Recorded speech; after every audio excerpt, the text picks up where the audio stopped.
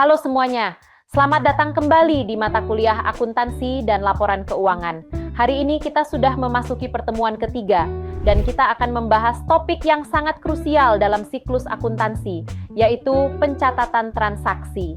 Di sesi ini kita akan bedah bagaimana sebuah aktivitas ekonomi diubah menjadi data akuntansi yang valid. Pastikan kalian fokus, siapkan catatan, dan mari kita mulai pembahasannya bersama Kampus Gratis. Agar pembahasan kita terstruktur, ada 3 poin utama yang akan kita pelajari hari ini. Pertama, kita akan membedah pengertian transaksi untuk memahami apa saja aktivitas yang layak dicatat dalam akuntansi. Kedua, kita akan masuk ke teknis penyusunan jurnal umum yang merupakan pintu gerbang pertama dalam pendataan. Dan terakhir, kita akan melihat bagaimana proses pencatatan dasar bekerja secara keseluruhan. Pastikan kalian mengikuti urutannya agar logika akuntansinya terbangun dengan kuat. Sekarang kita masuk ke bagian pertama, yaitu memahami apa itu pengertian transaksi dalam konteks akuntansi.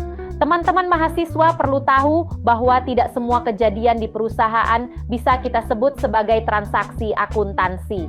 Transaksi adalah suatu aktivitas atau kondisi ekonomi yang secara langsung mengubah posisi keuangan perusahaan, baik itu aset, kewajiban, maupun ekuitasnya. Nah, agar kalian punya gambaran yang lebih tajam, di slide-slide berikutnya kita akan membedah secara mendalam melalui berbagai contoh nyata dan juga kategori non-contoh. Hal ini penting supaya kalian tidak keliru saat harus menentukan mana data yang perlu diinput ke dalam jurnal dan mana yang cukup menjadi catatan internal saja. Agar kalian lebih mudah membayangkan bagaimana proses pencatatan ini bekerja di dunia nyata, mari kita perhatikan contoh kasus pada toko fashion kita. Toko ini adalah bisnis retail yang menjual berbagai pakaian wanita, baik melalui toko fisik maupun platform online. Nah, dalam operasionalnya, toko fashion kita melakukan pencatatan transaksi setiap hari tanpa absen.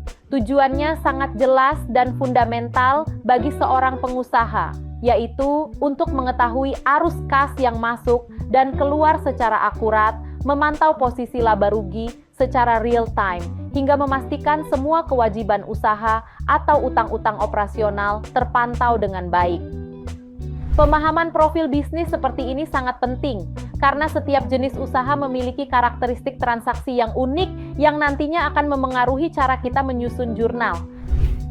Nah, mari kita bedah rekaman aktivitas ekonomi toko fashion kita sepanjang paruh pertama Maret 2025. Perjalanan dimulai pada tanggal 1 dengan adanya modal tunai masuk sebesar 20 juta rupiah. Kemudian diikuti dengan serangkaian aktivitas operasional seperti pembelian stok pakaian baik secara tunai maupun kredit, penjualan yang terjadi lewat toko fisik maupun online, hingga pembayaran biaya rutin seperti listrik dan gaji karyawan.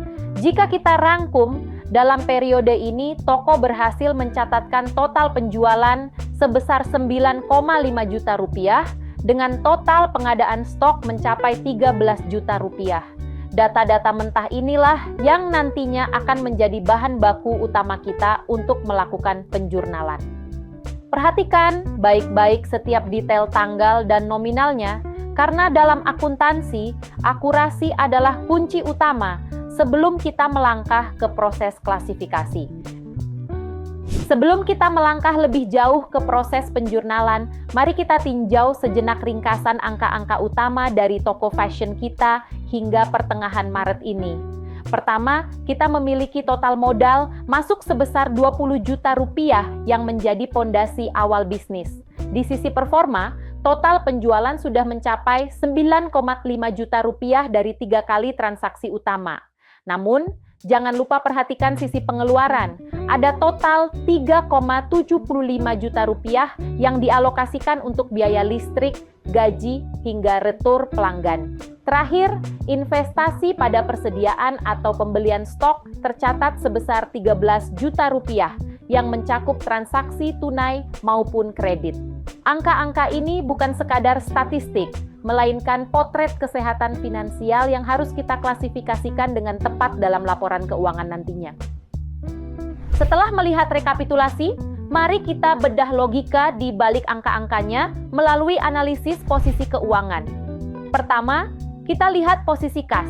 Saldo kas akhir sebesar Rp17.250.000 ini didapat dari total modal dan penjualan, dikurangi seluruh pengeluaran tunai termasuk pembelian stok dan biaya operasional. Poin kedua adalah stok barang dagang. Kita memiliki total persediaan senilai Rp13 juta yang merupakan gabungan dari pembelian tunai dan kredit. Terakhir, muncul akun utang usaha sebesar Rp5 juta karena adanya transaksi pembelian stok secara kredit tadi. Analisis ini sangat penting bagi kalian sebagai calon akuntan, karena dari sinilah kita bisa memastikan bahwa persamaan dasar akuntansi tetap seimbang sebelum kita benar-benar menyusun laporan laba rugi maupun neraca.